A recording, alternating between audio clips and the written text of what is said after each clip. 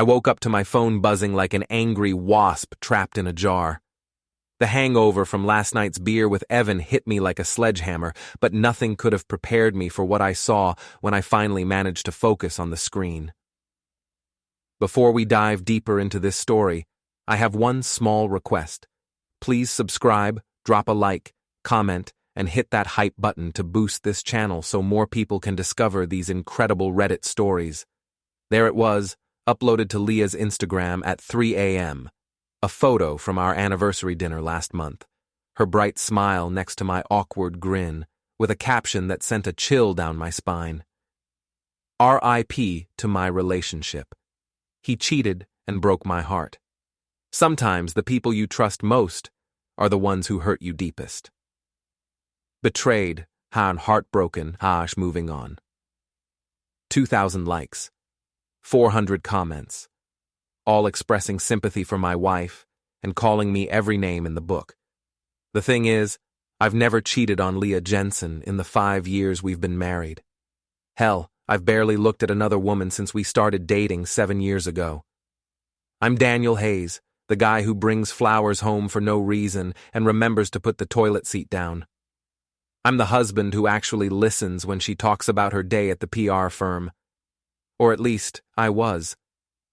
My phone kept buzzing, text after text from friends, co-workers, even my boss, Mr. Bell. Dude, what the hell? Is this for real? Call me ASAP. I stumbled downstairs to find Leah in the kitchen, perfectly dressed for work at 7 a.m., sipping her coffee like she hadn't just destroyed my reputation with a single social media post. Her blonde hair was pulled back in that severe bun she wore when she meant business, and her blue eyes were cold as January in Maine. "Morning, sweetheart," I said, holding up my phone. "Interesting reading material you posted last night." She didn't even look up from her phone. "I don't know what you're talking about." "Really? Because according to Instagram, I'm apparently the cheating scumbag husband of the year. That's news to me, considering I spent last night drinking beer with Evan and watching the Red Sox lose. Maybe you should think about why I'd feel the need to post something like that." Her voice had that practiced PR tone she used with difficult clients. "Maybe you should think about explaining what the hell is going on, because I'm about 5 seconds away from losing my mind here." She finally looked at me, and for just a moment, I saw something flicker across her face. Guilt, fear. Then it was gone, replaced by that mask of wounded innocence she'd perfected. "I need space, Daniel. I can't deal with this right now." "Deal with what? I haven't done anything." But she was already grabbing her purse and heading for the door. "I'm staying at Jennifer's for a few days. Maybe you can use the time to think about what you've done." The door slammed, leaving me standing in my kitchen in my boxers, staring at a phone that wouldn't stop buzzing with messages from people who now thought I was a cheater. Mrs. Rowe from next door was already peering over the fence when I went to grab the newspaper. The 70-year-old busybody had probably been up since dawn, waiting for drama to unfold. "Morning, Daniel," she called out, her voice dripping with false sympathy. "I saw Leah's post. Such a shame. You seemed like such a nice couple." "We are a nice couple, Mrs. Rowe. There's been a misunderstanding." She gave me that look women give men when they think they're lying. "Of course, dear. I'm sure it will all work out." By the time I got to work at the marketing firm, the damage was already spreading like wildfire. My assistant Jennifer couldn't meet my eyes, and conversations stopped when I walked into rooms. Mr. Bell called me into his office before I'd even had my first cup of coffee. "Sit down, Hayes." His gruff voice was more serious than usual. "We need to talk about this social media situation." "It's not true, Mr. Bell. I don't know why Leah posted that, but I've never cheated on her." He leaned back in his chair, studying me with those sharp eyes that had built this company from nothing. "I've known you for 3 years, Daniel. You're not the type. But perception is reality in this business, and right now, the perception is that you're a cheater. That reflects on the company." "So, what are you saying?" "I'm saying you need to fix this. Fast. We've got the Morrison account presentation next week, and they specifically requested you. But if this scandal keeps growing, I might have to make some changes. I spent the rest of the day in a fog, trying to work while my phone continued its relentless buzzing.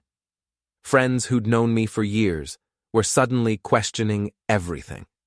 My college buddy Mike sent a text that cut deep. "Disappointed in you, man. Thought you were better than this." That evening, I sat in my empty house with a beer and Leah's laptop, which she'd left behind in her dramatic exit. She'd always been careless with her passwords, using the same one for everything: our wedding date. What I found in her email made my blood run cold. Dozens of messages from someone named Trent Delaney, messages that went back months. Messages that made it very clear my wife had been having an affair with this guy while I was working late to pay for her expensive tastes. The latest email was time-stamped, just hours after her Instagram post. "Baby, I saw your post. Brilliant move. Now we don't have to sneak around anymore. Can't wait to celebrate tonight." T.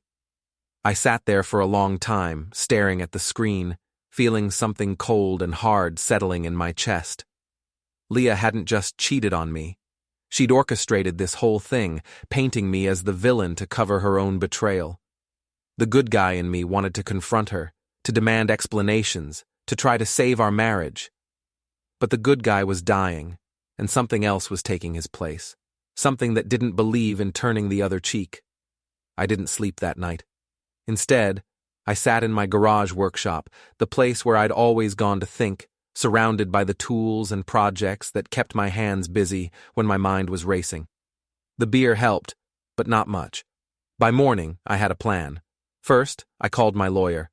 Not the family attorney who'd handled our house purchase, but Jake Morrison, a guy I'd known since high school who'd made a name for himself in defamation law. He was expensive, but I figured my marriage was worth the investment. "Danny boy," Jake said when I walked into his office downtown. "Heard you're having some domestic troubles." "That's one way to put it. My wife publicly accused me of cheating to cover up her own affair. I need to know what my options are." Jake leaned back in his leather chair, fingers steepled. "Social media defamation is tricky, but not impossible. If you can prove she knowingly posted false information that damaged your reputation, you might have a case. What kind of evidence do we have?" I slid a flash drive across his desk. Email records, phone records, credit card statements showing hotel charges on days she claimed to be working late. Her boyfriend's name is Trent Delaney. He runs some tech startup downtown. Jake's eyebrows went up. "You've been busy." "I'm just getting started." That afternoon, I drove to Trent's address, a sleek condo complex on the waterfront that screamed new money. His Tesla Model S sat in the parking garage like a silver trophy, pristine and arrogant. I didn't do anything that day. Just watched, learned his patterns, saw him come home from his fancy office in his expensive suit, probably fresh from screwing my wife. Trent Delaney was everything I wasn't. 6'2" where I was 5'10", designer clothes where I shopped at Target, trust fund confidence where I had working class grit. But he had one weakness: he was careless. Left his car unlocked, windows down, like nothing bad could ever happen to him. That night I called Evan Murphy, my oldest friend, and the only person who'd stood by me through this mess. Evan was built like a linebacker and had the loyalty of a golden retriever, which made him the perfect partner for what I had in mind. "You sure about this, Danny?"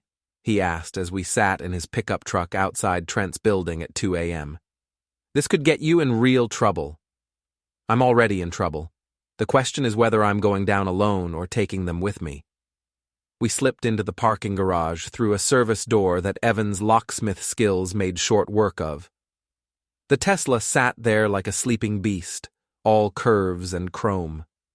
I pulled out the supplies I'd bought earlier: industrial-strength plastic wrap, a case of canned sardines, and 3 cans of spray paint. "Jesus, Danny," Evan whispered as I started wrapping the car. "You're really doing this." "He's really doing my wife," I replied, opening the first can of sardines. "Fair's fair." We spent an hour turning Trent's pride and joy into a work of art. Sardines stuffed into every vent and crevice, plastic wrap around the entire vehicle, and across the windshield, in bright red letters, cheater. It wasn't criminal damage, technically. Everything would wash off or peel away, but the smell would take weeks to fade, and the humiliation would last longer. The next morning, I was having coffee when my phone rang. Unknown number. "Is this Daniel Hayes?" The voice was tight with barely controlled rage. "Depends who's asking."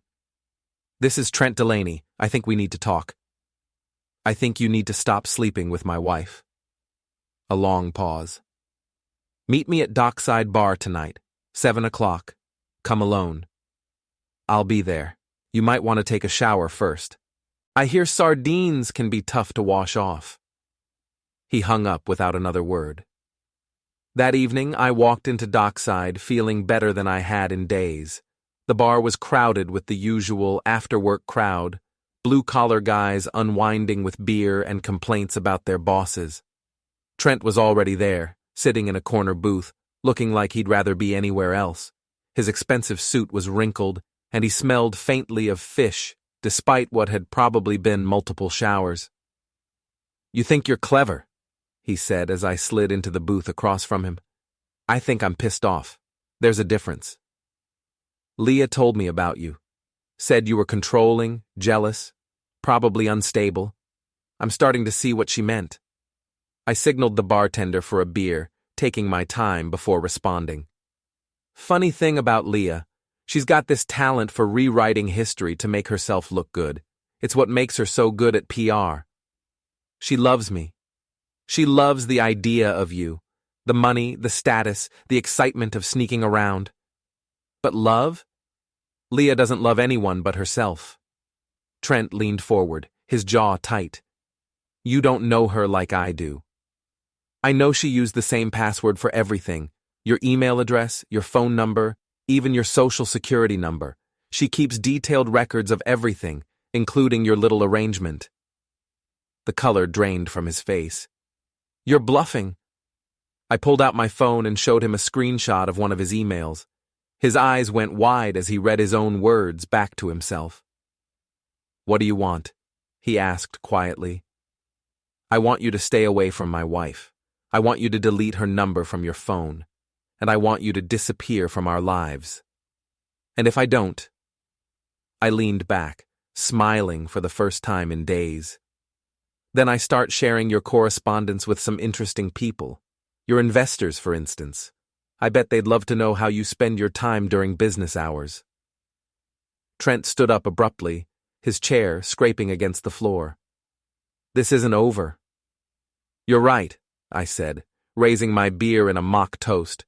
"It's just getting started." 3 days later, Leah finally came home. I was in the garage when I heard her car pull into the driveway, and for a moment, the old Daniel wanted to rush out and try to fix things. But the old Daniel was gone. She walked into the garage carrying a suitcase, looking like she'd stepped out of a magazine. Her blonde hair was perfectly styled, her makeup flawless, her designer dress probably cost more than most people made in a week. "We need to talk," she said, setting down the suitcase. "Now you want to talk? After destroying my reputation online and sleeping with your boyfriend for months?" She had the grace to look uncomfortable for about 2 seconds. "I know you're angry, but you have to understand." "Understand what? That you're a deceitful, unfaithful, manipulative woman who tossed away 7 years for some rich guy with a flashy car?" The mask slipped, and for the first time in days, I saw the real Leah. Angry, cornered, desperate. "Don't you dare judge me," she snapped.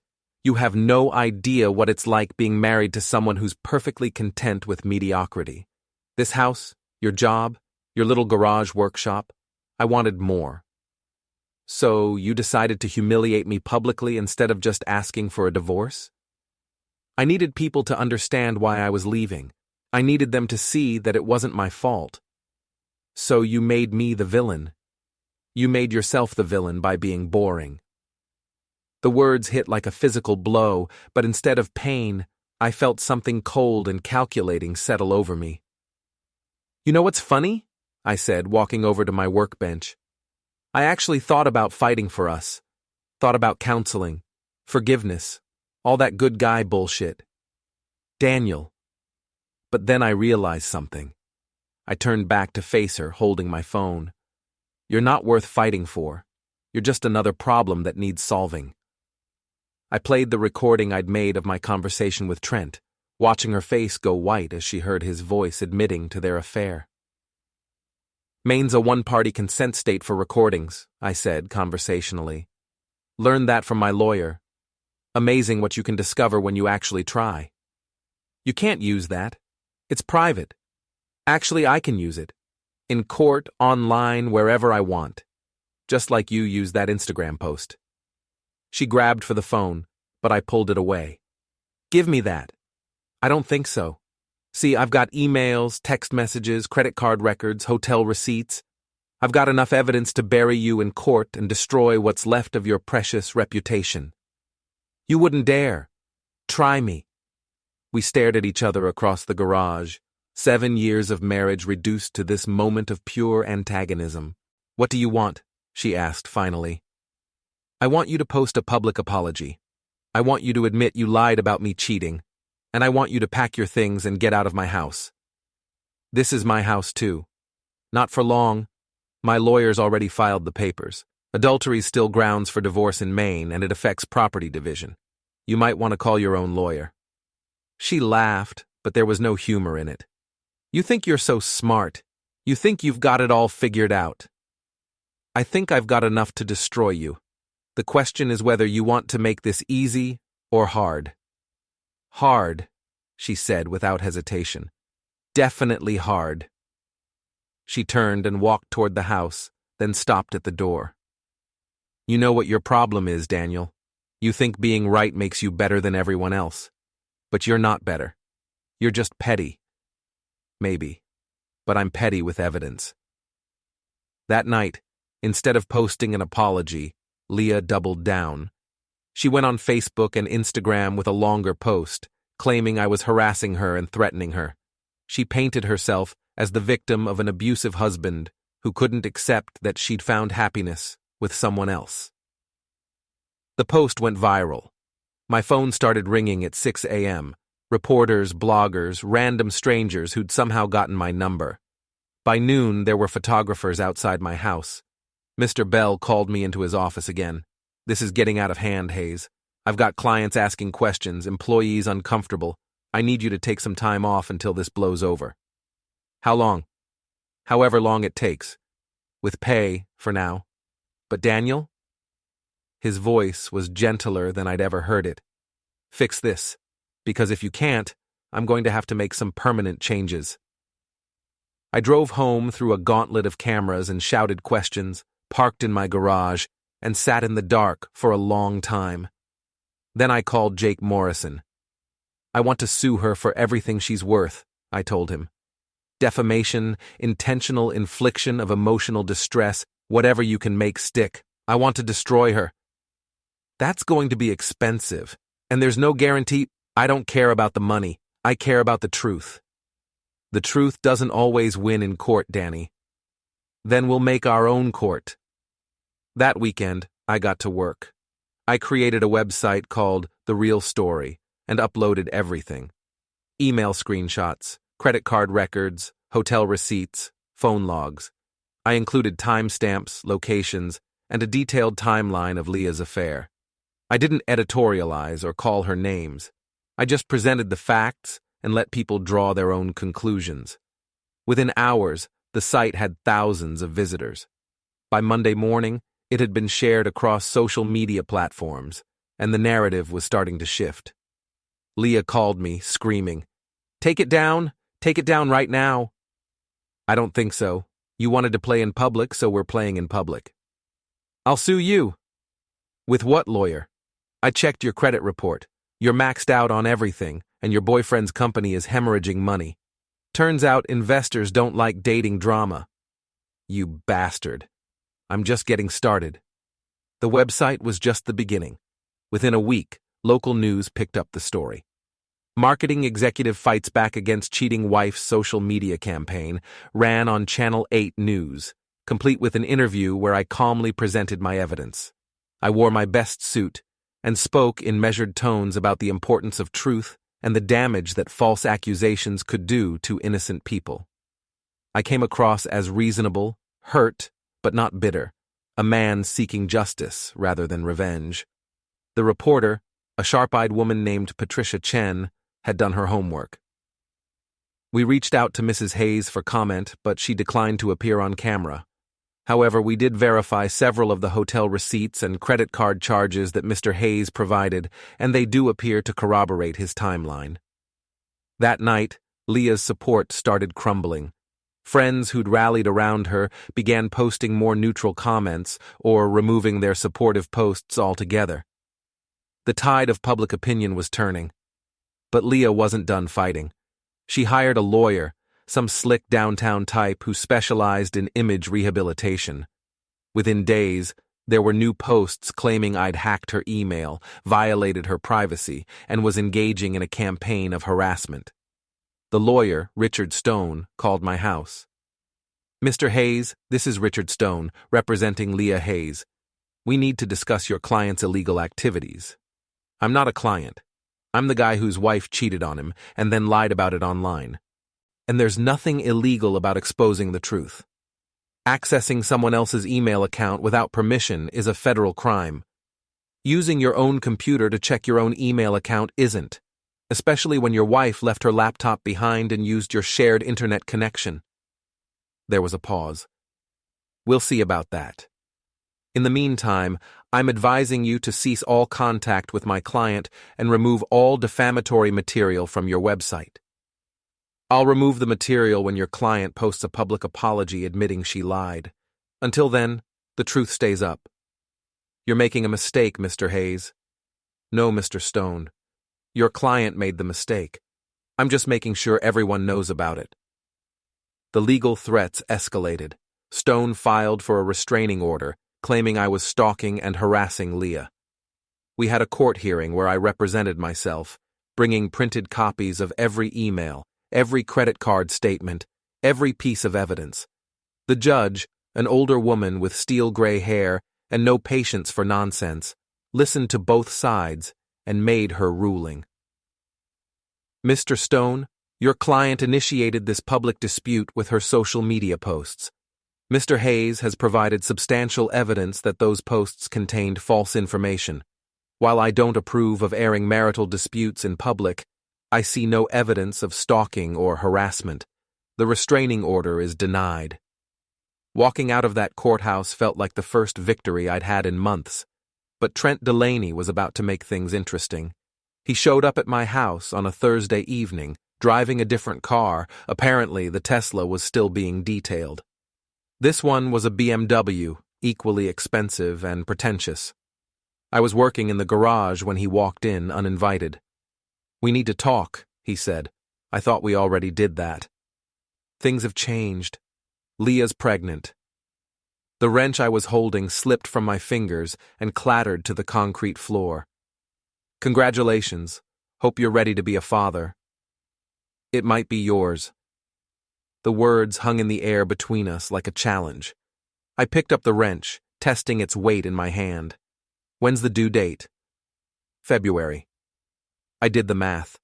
If Leah was pregnant, conception would have been in May. We'd been trying to have a baby for 2 years with no success. The timing meant it could be either of us. "What do you want, Trent?" "I want this to stop. The website, the media attention, all of it. It's affecting my business and it's stressing Leah out. That's not good for the baby." "Your business problems aren't my concern. And if Leah's stressed, maybe she should have thought about that before she decided to destroy my life." "I'll pay you." That got my attention. "What?" $50,000. Cash, to make this all go away. I laughed, actually laughed. "You think this is about money?" "Everything's about money." "You're wrong. This is about truth. This is about consequences. This is about making sure that when people lie and cheat and hurt innocent people, there's a price to pay. 100,000. Get out of my garage. 200,000. I walked over to where he stood, still holding the wrench. He was taller than me, but he took a step back anyway.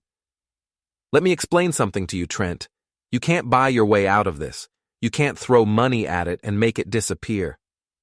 You slept with my wife, helped ruin my reputation, and now you expect me to act like it never occurred? It's just business. No, it's personal. Very personal. He reached into his jacket, and for a moment I thought he might have a weapon. Instead, he pulled out a checkbook. Name your price. I grabbed him by the shirt and pushed him against the wall.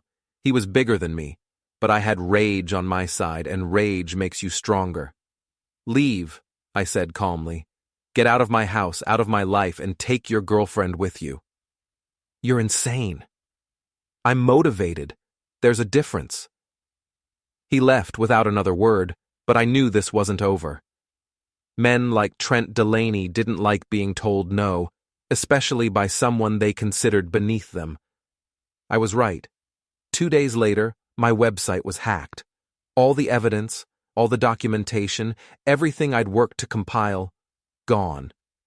But I'd been expecting something like this. I had backups, multiple copies stored in different locations. Within hours, the site was restored, and I'd added a new section detailing Trent's visit and his attempt to buy my silence. That's when things got really interesting. The hacking attempt backfired spectacularly. Instead of silencing me, it generated even more attention. Tech blogs picked up the story, framing it as a David versus Goliath battle between a wronged husband and a wealthy tech entrepreneur trying to cover up his affair. Trent's company, which had been struggling anyway, started losing investors. His business partner, a guy named Marcus Webb, called me directly. Mr. Hayes, this is Marcus Webb from Delaney Digital Solutions. I think we should meet. We met at a coffee shop downtown, away from reporters and cameras. Marcus was nothing like Trent. Older, more serious, with the kind of weathered face that comes from years of hard work. Trent's destroying our company, he said without preamble. We had 3 major clients pull out this week because they don't want to be associated with this scandal. That's unfortunate. I've got 12 employees who are going to lose their jobs because my business partner can't keep it in his pants. What do you want me to do about it? Marcus slid a folder across the table. I want you to have this. Inside were financial records, emails, and documents showing that Trent had been using company money to pay for his affair with Leah. Hotel rooms, expensive dinners, jewelry, all charged to the business as client entertainment. Why are you giving me this? Because I worked for 20 years to build something, and I'm not going to let some rich kid's midlife crisis destroy it. I'm forcing him out, but I need ammunition. This looks like embezzlement. It is embezzlement. The question is whether you want to use it. I studied the documents. With this information, I could destroy Trent completely. Criminal charges, financial ruin, public humiliation, everything he'd helped inflict on me. What do you get out of this? I get to save my company and my employees' jobs. Trent gets what he deserves. And Leah? She made her choices. Now she gets to live with them. That night, I called Jake Morrison. I need you to file a civil suit against Trent Delaney for intentional interference with my marriage. And I need you to forward these financial records to the district attorney's office. Danny, are you sure about this? Once you cross this line, there's no going back. I crossed that line the day I found out my wife was cheating on me and decided to lie about it. Everything since then has just been consequences. The criminal charges were filed on a Monday morning. By noon, Trent was in handcuffs, being walked out of his office building in front of news cameras. The charges included embezzlement, wire fraud, and tax evasion. Leah called me, hysterical. You destroyed him! You destroyed everything! I didn't destroy anything. I just exposed what was already there. He's the father of my baby. Then you better hope he makes bail. You're a monster. I'm a man who got tired of being lied to. The media circus reached its peak that week. I was interviewed by everyone from local news to national cable shows. I played the role perfectly. The wronged husband who'd fought back against injustice. the everyman who'd refused to be destroyed by lies. Public opinion was overwhelmingly on my side.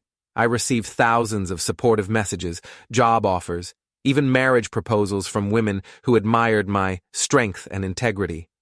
Leah, meanwhile, had become a pariah. Her PR firm fired her, citing irreconcilable differences with company values. Her friends abandoned her. She was forced to move back in with her parents, pregnant and unemployed. The divorce proceedings were a formality. With evidence of her adultery and the public scandal she'd created, she had no leverage. I kept the house, the cars, the savings account. She got nothing except the legal right to half of whatever debt she'd accumulated. Trent took a plea deal, 5 years probation and full restitution to his company.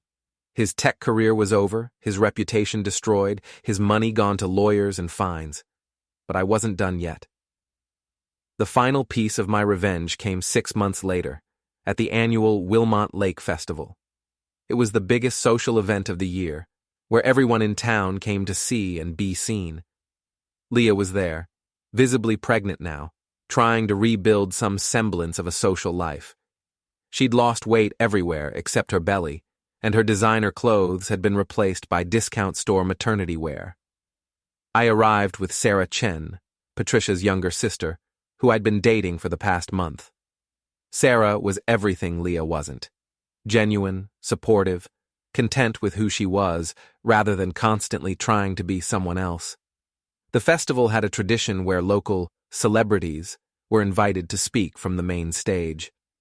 As the man who'd become famous for fighting back against false accusations, I'd been asked to say a few words about truth and justice. I took the microphone as hundreds of people gathered around the stage. I could see Leah in the crowd, her face pale with dread. "A year ago," I began, "I thought I knew what marriage meant. I thought it meant partnership, honesty, mutual respect. I learned I was wrong." The crowd was silent, hanging on every word. I learned that some people view marriage as a convenience, something to be discarded when a better option comes along. I learned that some people will lie, cheat, and destroy innocent reputations to avoid taking responsibility for their choices. I could see Leah pushing through the crowd, trying to leave, but people weren't making room for her. But I also learned something else. I learned that the truth has power. I learned that ordinary people can fight back against injustice. I learned that sometimes the good guy doesn't have to finish last. The applause was thunderous. People were cheering, whistling, calling my name. I was their hero, their champion, their proof that justice could still prevail. As I left the stage, I walked directly past Leah. She was crying, her mascara running down her cheeks. "Daniel," she whispered, "please." I stopped and looked at her for a long moment, this woman who'd shared my bed for 7 years, who'd promised to love and honor me, who'd tried to destroy me when I became inconvenient. "Good luck with the baby," I said quietly. "I hope it has better parents than it deserves." Then I walked away, Sarah's hand in mine, leaving Leah alone in the crowd of people who'd once called her friend. 6 months later, I received a birth announcement in the mail. A boy, 8 pounds, 3 ounces. The father was listed as unknown. I threw the announcement in the trash and never thought about it again. My new life was better than my old one in every way that mattered. Sarah and I bought a house together, a bigger place with a workshop where I could build furniture and she could work on her photography. My reputation was stronger than ever, and I'd started a consulting business helping other people fight back against false accusations and social media harassment. Leah, I heard through the gossip mill, was working at a call center and living in a 1-bedroom apartment with her son. Trent had moved back to Boston to live with his parents, his tech career permanently over. Sometimes people ask me if I feel bad about what happened to them, if I think my revenge went too far. The answer is simple. I didn't destroy their lives. I just stopped protecting them from the consequences of their own choices. They made their bed. They can lie in it. And me? I sleep just fine.